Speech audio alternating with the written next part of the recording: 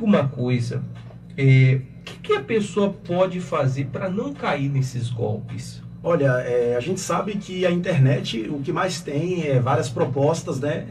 Inclusive aquela coisa, quando a oferta é demais, o santo desconfia, né? Verdade. Então, o primeiro passo para a pessoa não cair no golpe é consultar para saber se aquele corretor realmente ele tem um Cresce. A gente tem um site do Cresce Bahia, e lá nesse site você pode colocar o nome do corretor. Um exemplo, se a pessoa viu um anúncio, né, e achou interessante aquele anúncio, a pessoa pode perguntar o nome. Qual é o seu nome? Aí o corretor vai se apresentar, o nome e sobrenome. Ela vai nesse site do Cresce, que é o nosso conselho, quem fiscaliza, quem faz toda a fiscalização. E lá no site do Cresce tem a opção de consultar o nome. Então, consultando o nome, tendo o nome do corretor ali, ela pode confiar que o corretor é credenciado. E tem muita gente que faz hoje anúncio. Até outro dia a gente foi maltratado porque a gente perguntou à pessoa qual era o número do Cresce dela para a gente consultar. E na verdade ela não era uma corretora, ela estava ali vendendo carta de crédito, mas anunciando como venda de casa. E a maioria dos golpes é isso. Tem pessoas que vêm me procurar, poxa, Augusto, eu vi um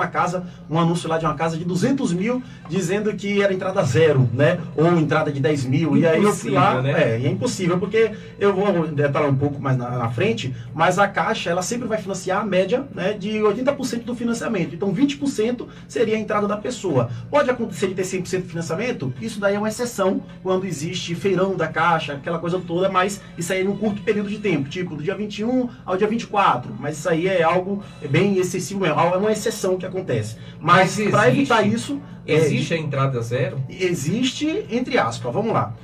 Com respeito à entrada, na maioria das vezes, o banco ele sempre vai financiar 80% do valor do imóvel. Só que 20% seria o valor da entrada. Mas existe um negócio, que eu vou detalhar um pouquinho lá na frente, chamado subsídio, que é uma ajuda que o governo ele te dá para você comprar o seu imóvel. Vou dar um exemplo aqui bem né, irrisório, mas vou dar um exemplo bem fácil. Vamos dizer que o imóvel seja 100 mil reais. Se o banco vai financiar 80%, 80 mil o banco vai financiar. 20 mil seria a entrada da pessoa. Só que esses 20 mil é o subsídio que a pessoa ganhou. Para essas pessoas, sim, houve uma entrada zero. Mas também, como eu te informei, existe aquela questão do feirão da Caixa, que às vezes acontece, isso é uma exceção, que às vezes acontece do banco financiar 100%. Mas a regra normal é 80%. Entendi. E assim, Augusto, quem não tem nenhuma movimentação bancária, não faz... A gente movimenta o nosso banco fazendo depósito, né? Recebendo valores ali, por meio de transferências, pagamentos. A gente movimenta a nossa conta bancária dessa forma. Só que há muitas pessoas que, infelizmente, às vezes não têm uma movimentação bancária. Essas pessoas que não possuem movimentação bancária, elas podem comprar um imóvel? Pode sim, ela pode comprar, ela consegue financiar mesmo sem ter nada de movimentação bancária. Agora sim, para essa pessoa comprar um imóvel sem ter movimentação bancária, ela tem que ter uma declaração de imposto de renda. Todo ano, o governo, você movimenta de janeiro a dezembro e até maio o governo ele te dá um prazo para você fazer a declaração. Se você fazer a declaração, aquela que você paga o imposto, que é no mínimo 2.380, mas a média é 2.400. Se você fazer essa declaração de 2.400, você vai pagar um imposto. Você pagando imposto, você está provando que realmente você tem esse valor. Então, mesmo sem você ter movimentação bancária, se você tiver uma declaração de imposto do ano passado, de 2.400, o banco ele consegue aceitar a tua renda. Porque o que o banco ele precisa sentir é confiança que realmente você tem condição de pagar. E você tem que provar. Como é que se prova? Com movimentação bancária. No caso da declaração do imposto de renda, como você declarou, dá um exemplo aqui de 2.400, que é o mínimo, né, para você pagar o imposto. Como você pagou imposto sobre um valor que você está declarando que recebeu, aí o banco vai acatar aquela renda. Augusto, para muitas pessoas hoje em dia, só quem pode comprar uma casa é aquelas pessoas que têm uma carteira assinada, e não é verdade. Explica um pouco pra gente sobre isso, porque tem muita gente aí que é autônomo, né, e pensa assim, poxa, eu não posso comprar uma casa porque eu não tenho uma movimentação bancária, eu não tenho ali uma carteira assinada, né? Muita gente pensa assim, né? Isso, exatamente. Olha, na verdade, isso aí é coisa do passado, né? De se você tem carteira assinada, o banco vai confiar em financiar um imóvel para você. Hoje já é o contrário, o banco sabe que existe muitas pessoas que é autônomo, que trabalham por conta. Feirantes, pessoas que vendem pastel, e essas pessoas, ela trabalha por conta. O banco, ele vai acatar essa renda? Sim. Ele vai limitar uma renda de até 1.900, o sistema do banco vai limitar vai aceitar a renda da pessoa até 1.900, que é o teto, para uma pessoa que tem uma renda informal. Porém, a pessoa que não tem carteira assinada, ela consegue sim financiar um imóvel. Agora sim, para uma pessoa que é autônoma, vou dar um exemplo aqui, a pessoa trabalha por conta e também nunca declarou imposto de renda. E aí?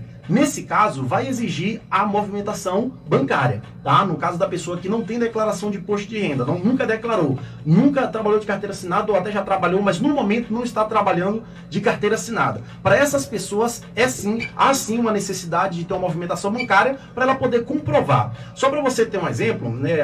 A maioria dos meus clientes, na verdade, é renda informal e o banco ele vai pedir sempre, na maioria das vezes, 3 coisas. A primeira coisa, na verdade, 4. A primeira coisa é a movimentação bancária, porque a pessoa nunca declarou imposto de renda, a pessoa trabalha por conta, não tem carteira assinada, então o banco precisa ver que realmente essa pessoa ela possui essa condição financeira para poder financiar. Então o banco vai pedir a movimentação bancária. Segundo, o banco vai pedir uma declaração a punho, que qualquer pessoa, no caso ela mesma pode fazer, né, numa folha branca, dizendo que trabalha com isso, com aquilo, e que ganha uma renda mensal. Aí ela vai informar o valor. O banco vai pedir fatura de cartão de crédito para mostrar poder de pagamento. E além disso, extrato bancário, movimentação bancária, declaração a punho, o que mais eu vou tirar? E fotos da pessoa trabalhando. São exatamente 4 coisas. Então, primeiro, para a pessoa que nunca declarou imposto de renda e ela trabalha por conta, o banco vai pedir a declaração a punho, extrato bancário para comprovar que realmente ela recebe esse valor, fatura de cartão de crédito para mostrar o poder de pagamento e foto ela trabalhando. Ela tira umas 3 fotos, aí o banco já vai aceitar aquela renda. Então, Augusto, é uma dúvida que a gente tem, né? E eu creio que muitas pessoas também têm. Só para a casa, pessoas que têm um FGTS ali como é que eu posso dizer? A pessoa está trabalhando e está com o FGTS acumulado ali, ou a pessoa foi demitida e o FGTS dela está lá parado, ela não sacou, ela não utilizou o FGTS. Para esse tipo de pessoa, por exemplo, para a pessoa que não está trabalhando, mas tem um FGTS, tem como que ela usar esse FGTS para comprar uma casa? Olha, para a pessoa utilizar hoje o FGTS, a pessoa precisa no mínimo, porque tem pessoas que falam assim, eu tenho um FGTS ali guardado, e então a qualquer momento eu posso utilizar. Primeiro, para você utilizar FGTS, você tem que ter no mínimo 3 anos de carteira. Se a pessoa tiver menos do que 3 anos de carteira assinada, ela não vai conseguir utilizar o FGTS. Um exemplo, tem gente que fala, poxa, Augusto, eu nunca trabalhei 3 anos de carteira em uma única empresa, mas esses 3 anos é o quê? Vamos dizer que trabalhou 1 ano em uma empresa, 1 ano em outra empresa e 1 ano em outra. Somando tudo, deu 3 anos, pronto, ela está apta a utilizar o FGTS a qualquer momento. Entendi. Nós vamos a um